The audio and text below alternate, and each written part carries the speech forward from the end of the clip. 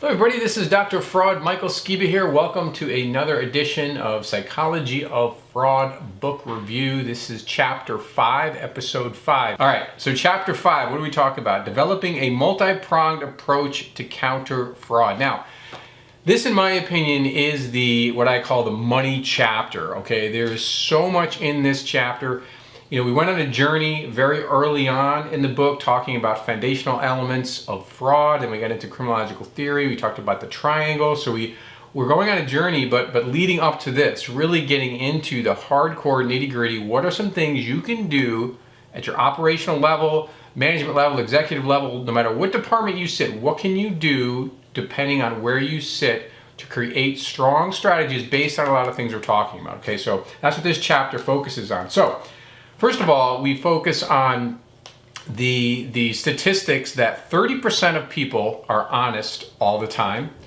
30% of people are dishonest all the time. Now, math, 30, 30, 60, where does the other 40% leave us? The other 40% are what's called situationally honest, okay? Meaning that they could be honest or dishonest depending on the situation. Now ponder that for a minute. Ponder how disturbing that is. So let's do the math there. 40% are situationally honest, dishonest. 30% are dishonest. 70% of the population we have to worry about because they're either dishonest or situationally dishonest, okay? That's a problem. So we need to develop strategies, internal, external, no matter what your threats are, we have to develop strategies to deal with this. And that's what this chapter discusses. So, for example, one of them we talk about developing a very strong code of conduct. This is so important. It's basic, but it's needed. So develop that code of conduct. Use the executive staff and your department leaders. Develop that strong code of conduct, and you know what? Post it. Post it everywhere. Make it a part of the everyday operation of your business. Put it in everyone's performance evaluation every year. You know, the code of conduct that they have to comply and abide and review it and sign it, okay?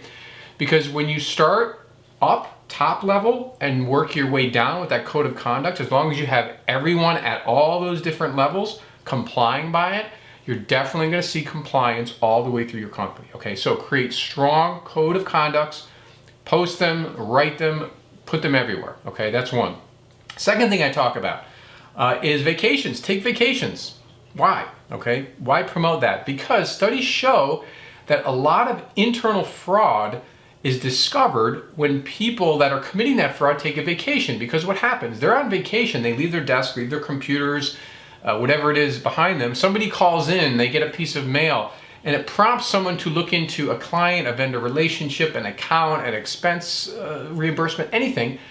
And a lot of times frauds are revealed that way. I've had two specific cases where multi-million-dollar frauds were discovered because someone was not in the office at the time and someone else was trying to help, right? So promote your people to take vacations, okay? So thirdly, checks and balances. Another thing I talk about is, it's also referred to as the 4 eyes principle, having other people look at other people's work, having certain levels of authority, maybe with payments or vendor relations or accountabilities. It doesn't matter.